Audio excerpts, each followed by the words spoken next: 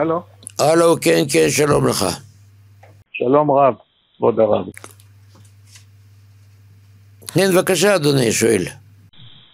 אני רציתי לדעת מה הרב חושב על ההתנהלות של תקשורת בנוגע לחטופים, על גברת מירב עינב צ'ינגר, ההתנהלות שלה. לדעתי זה גורם נזק בל יתואר גם לחטופים וגם לעם ישראל. רציתי לדעת מה כבוד הרב חושב בנושא.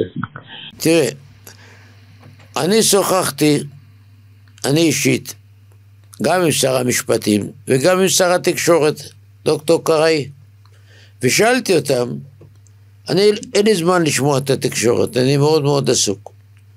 אז אני שומע פעם אחת ביום, 11 בלילה, קוראים לזה כל ישראל, לא זוכר, ערוץ 11, לא יודע, לא משנה, הערוץ הממלכתי. וכל יום, כל ערב, מעלים 2-3 אנשים או נשים, את אבא של זה, ואת אמא של זה, ואת האישה של זה, הכל, לציטוט, לבכות, למה לא מחזירו אותם? כולנו יודעים שיש חטופים, אין לנו צורך להזכיר אותם. את האנשים מהצד השני, מחנה הימני, של הורים שכולים, של בני משפחה, של חטופים, לא שומעים. למה זה מגיע? מה זה קשור לחדשות? חדשות צריך לספר מה חדש בחדשות. ולא כל יום לעלות 3 אנשים, רוצים שישלמו מודעה של פרסום, יקבלו שטח. באמצע החדשות. אנחנו כבר יודעים שיש בערך 20 חטופים, חיים, ככה אנחנו מאמינים, ובערך 30 חיילים מסכנים ששם נמצאים. אז צריך כל יום לעלות, שניהם כאחד. אמרו לי, אין לנו שליטה על זה. אמרתי, מה אין שליטה? זה הרדיו הממלכתי. אמר לי אחד מהם, ולא משנה, תראה, אני מנסה בכל כוחי, אבל יש מישהו שמפריע לי. מתברר שאחד משרי הליכוד, לא שר, מישהו לא חשוב, הוא מפריע. הוא זה שדואג שאותו ערוץ שמאלני מובהק שמתפרנס מהכסף שלי ושלך ימשיך לנגן. אין כאן גזל? אין כאן סילוף רצון האנשים, האזרחים? ודאי. ועכשיו, כמו שמקודם דיברתי, מצאו את המסמך שנכתב על ידי המודיעין של החמאס וניתן לסינואר. ואותה גברת, צ'נגאוור, היא שמנצלים אותה, היא מסכנה.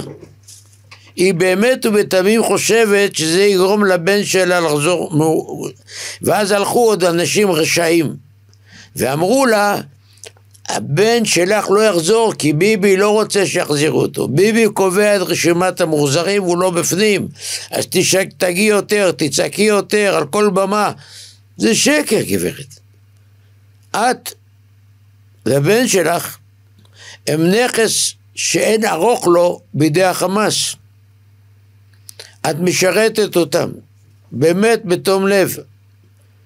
אני משוכנע שאת חושבת שזה עוזר. אם יחזירו אותו, אם בכלל, הוא יהיה האחרון. כי הם מעוניינים שאת תצעקי. את עושה את הרצון שלהם, כל אדם בר שכל להסביר לך את זה. את נתונה בידי שוטפי מוח אינטרסנטים, שהם אנשי שמאל, אנשי נגד המדינה ונגד הצבא ונגד כולנו, כולל את. כולל את. אם לא הטעות שעשה ביבי לפני שנים עם שליט, זה לא היה קורה היום. והיום חוזרים ומעצימים את זה. כן, בבקשה. אני חושב הערבים לא צריכים טנקים, הם לא צריכים פצצת אטום בכלל. תו את ה-DNA שלנו. מחר הם פשוט חוטפים אנשים, שתמיד יהיו להם סייענים כאן. אתה יודע, נניח שיחזירו את כל כך. כמובן שזה יהיה מחירים מטורפים וכו'. אבל בפעם הבאה, תתעלת על איזה בית ספר, או אוטובוס של תלמידים, אנחנו רוצים ש... נכון, אתה צודק ב100%, אתה צודק ב100%. ולכן, איך הייתה מלחמת לבנון של אולמרט וחלוץ?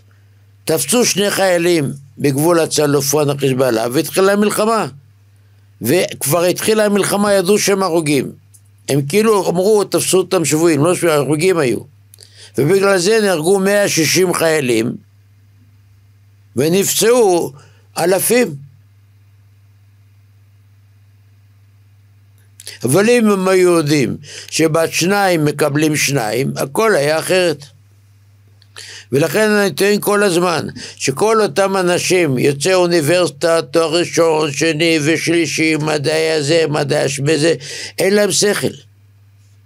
הם לא מבינים את הראש של הערבי. הם לא מבינים. הם לא מבינים בכלל את המציאות. אם אני בא לקנות משהו, ואני אומר למוכר, אני מוכן לשלם לך כל מחיר, באותו רגע הפסדתי את כל המכנסיים שלי. נכון.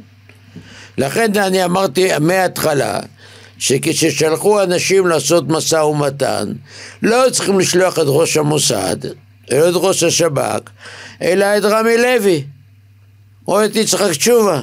אנשים שהוכיחו שהם יודעים לעשות מסחר ביד. זה מסחר, הם פשוט צוחקים. נכון, אבל הם לקחו אנשים שיודעים לתת פקודות ולא לעשות ביזנס. נכון. טוב. תודה כבוד הרב, תודה. כל טוב.